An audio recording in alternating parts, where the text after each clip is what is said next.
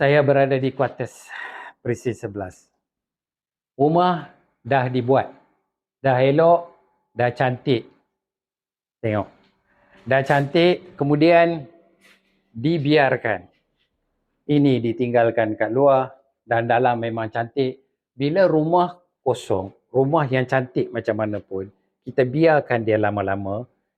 Selepas itu, kena repair lagi. Rumah tetap rosak. Dia kena ada orang. Jadi kalau dah siap, kenapa biar begini? Tengok terbuka sana, terbuka sini, dengan sampah sini, tengok.